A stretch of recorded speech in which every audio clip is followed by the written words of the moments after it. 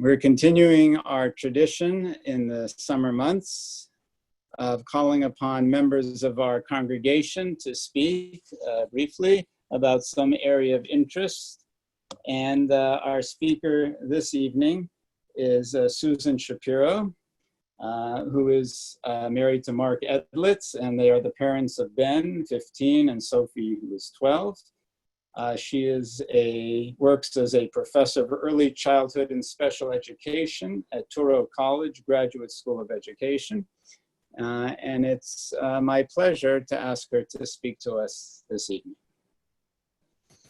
Hello, everyone. Shabbat Shalom. Shabbat Shalom. When the rabbi asked me to do this talk tonight, I was very excited, but I was also challenged. And I wondered, how could I sum up the last few months of craziness into a talk and be relevant? And so when I thought about this, I came up with 3 ideas. The ideas were community, the ability to change, and hope. And I want to start with hope because my name is actually Susan Hope Shapiro, so it's my middle name. And I asked my parents why they named me this, why put hope in the middle of my name. And my father had a great response. My mom said because it's nice and short, but I think she actually believed in this response too, which was during the time that I was born, it was pretty bleak. It was 1969. There was the Vietnam War. There was starvation that was rampant through the planet. There was environmental problems all over the place, and it looked bleak, like it is now, bleak. And my father, my mother thought by giving me the middle name Hope, there would be a hope for the next generation, that human beings, no matter what's going on, we have hope for the future. So I love that. And so it's relevant to what I do. So I am, as the rabbi said, I've been running early childhood programs for the last 20 years. And in the last 5 years, I've moved over to become a professor of early childhood and special education. And it's been a wonderful experience. I love it. But when COVID hit, we had to stop teaching the way that we were teaching. We were in the classroom and we had this wonderful community between us and the students. And my students had the same community. They had a wonderful community between themselves and the little kids in the classroom and the support staff, and that was their wonderful community. Except the pandemic hit. And they went on remote, and suddenly there was a huge change in terms of what the community was going to be. They were no longer just speaking to those little kids. They suddenly had to reach out, and they had to talk to the families. And this was completely new. They had to reconceive what it was that they were forming in terms of communities. They had to reach out to those families, and within an hour or two, they had to put 7 years worth of learning and probably 20 years of experience to make the parents become early childhood teachers. For some of them to become physical therapists, for others to become nurses to take care of their children with special needs or their little kids. It was a really crazy turnaround. But the one thing that we knew is that community existed, but it changed, it adapted. And that's something that we've really had to wrestle with in these past few months.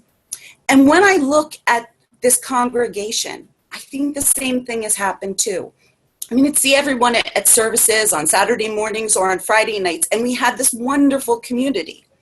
And suddenly, this community changed. We were looking into each other's homes, and we were trying to reconceive of what our community would be.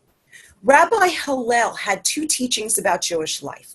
And the first was, do not separate yourself from the community. And the second, if I am not for myself, who will be for me? But if I'm only for myself, who am I? And that community really is the backbone of Judaism. I mean, if you look, we need a minyan to be able to say the Mornas Kaddish. We need that group in order to read from the Torah. It is so vital that we find our community. And, you know, because I'm a professor, I'm always quoting, but to quote Einstein, life is like riding a bicycle. To keep your balance, you must keep moving. And we as Jews, we keep moving. I mean, right now we're reading from Numbers. So we're talking about what's going on moving through the desert. And even when we were freed from slavery and we were walking through the desert, we carried the Mishkan, that tabernacle, with us so that we would have a place to pray, a place to form a community, a place to get in contact with God and form more community around each other. And we have been doing this. Like the Mishkan, like when we travel through the desert, we adapt, we change. And Dr. King said, we must accept finite disappointments, but never lose infinite hope. So even as we travel through this new experience of having a congregation in front of us on Zoom, or having our classrooms on Zoom, and forming these new communities and making these new connections, really keeping hold of hope is what's going to be most important as we face all these days ahead, where we have no idea what's going to happen, and we're faced with uncertainty at every turn. I just want to end with a quote from Anne Frank, because I think it's so relevant for this situation. I keep my ideals because in spite of everything, I still believe that people are really good at heart. And I think that wonderful community that we have is going to be what really drives us forward and keeps us moving forward and getting through these times. So thank you. Shabbat Shalom. Shabbat Shalom. Thank you, Susan, for that inspiring talk and giving us hope. And I know that I've derived a lot of comfort from the community gatherings for prayer such as this. And it's nice to be able to say Hope is my middle name. And I know your parents are listening in proudly, I'm sure. So we wish you and your family all the best and the community as a whole.